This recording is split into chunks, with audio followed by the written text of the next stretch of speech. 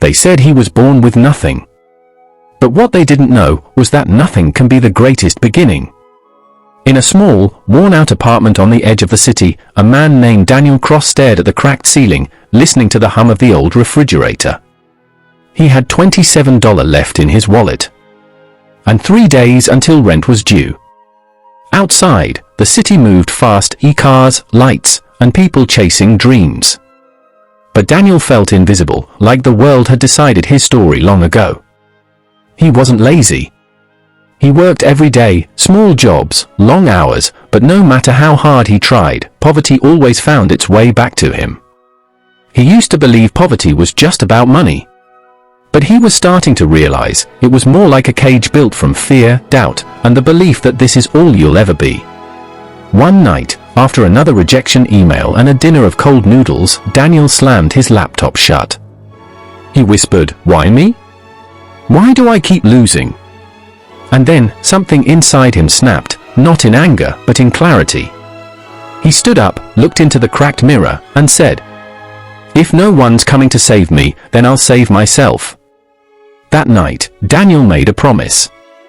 Not to become rich, but to never be poor again. There's a difference. One is about wealth. The other is about worth. He pulled out an old notebook, tore out a page, and wrote one line in bold. Poverty ends with a decision. The next morning, Daniel woke up early, earlier than he ever had before.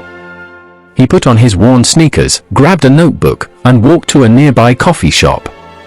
While most people scrolled their phones, Daniel watched and listened. He noticed how some people spoke about ideas while others complained about problems.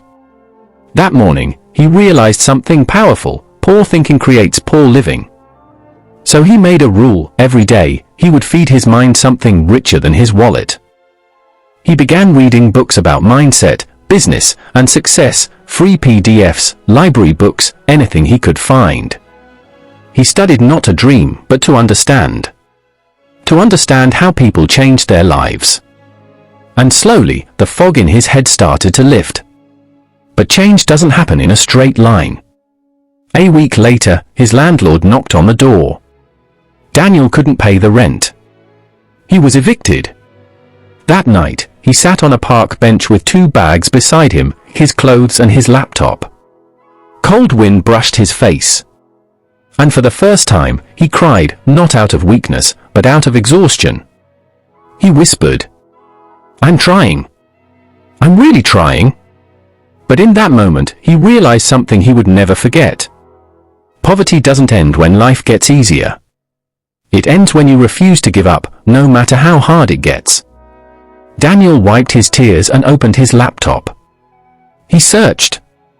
How to make money with no capital. That search would change his life. He found stories of people who started small, freelancers, resellers, digital workers. He started watching free online tutorials, learning copywriting, design, and digital marketing. He had no degree. No network. But he had hunger, and hunger is the most powerful fuel in the world. For weeks, he worked from libraries and cafes, offering small jobs online for $5, $10, $20. He failed. He got scammed once. But each time, he learned. He learned that success isn't about speed, it's about direction. And little by little, Daniel started to see something he hadn't seen before: possibility. Months passed. He moved into a small shared room, finally earning enough to cover rent and meals. But he wasn't satisfied. He wanted more than survival, he wanted transformation. One night, while working late on a client project, he noticed something. Most small businesses didn't understand how to market online. He thought, what if I help them grow, and in return, I grow too? He built a small website offering social media help for small brands. He charged $100 for his first project, and the client loved it. That one client told another. Then another. Within a year, Daniel's small idea became a full online agency. He wasn't just earning now, he was leading, hiring, creating. He had found the formula he'd been chasing. Learn, apply, serve, grow. But the journey didn't end there. With money came new challenges. Temptation. Comparison. Fear of losing it all. Daniel started working 16 hours a day, chasing bigger deals. He was rich now, but tired, disconnected, and lonely. One evening, while sitting in his new apartment overlooking the city skyline, he realized something heartbreaking. He had escaped poverty of money, but walked right into poverty of peace. He remembered the man on the park bench, the one who had nothing but hope. And he whispered, "I don't want to lose him." Daniel decided to redefine wealth. He stopped chasing numbers and started chasing meaning. He used part of his income to help others, funding education for kids from poor neighborhoods, supporting local startups, mentoring people who reminded him of himself. Every time he helped someone rise, he felt something deeper than pride. He felt purpose. He realized that the true finish of poverty isn't when your bank account grows. It is when your mindset changes so deeply that you'll never return to your old self again. He had learned that money without growth is temporary. But growth, that's forever. One rainy afternoon, Daniel visited the same coffee shop where his journey began. He sat at the same table, but this time, people recognized him.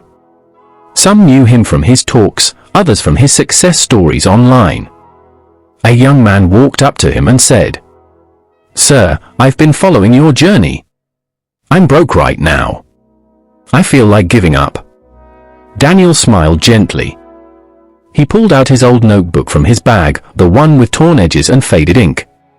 He flipped to the first page. There it was, the line he'd written years ago. "Poverty ends with a decision." He handed it to the young man and said, "This is where it starts. Not in money. Not in luck. In the decision that you'll never let your past define your future." The young man's eyes filled with tears. And in that moment, Daniel saw himself, years younger, same hunger, same fire. As the years passed, Daniel's story spread far beyond his city. He became a voice for self-made transformation, not the loud, flashy kind, but the honest, raw kind. The kind that says, "You don't need to be born rich to live rich, you just need to stop thinking poor."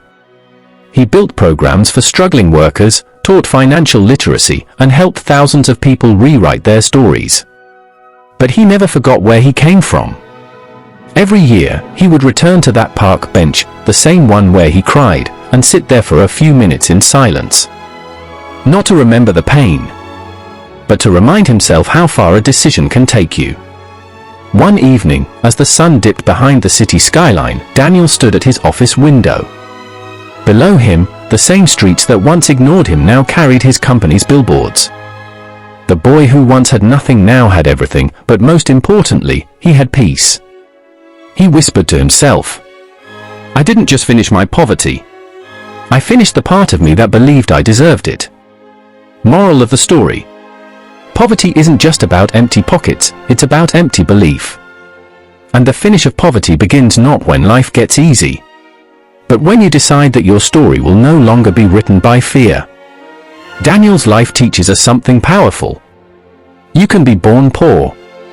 You can live broke. But if you keep learning, keep trying, keep refusing to quit, you'll never die poor. Because poverty ends the moment you realize you were never powerless. So if you're watching this, wondering when your turn will come, remember Daniel Cross. He didn't wait for luck. He built his own. And maybe, just maybe, it's your turn next.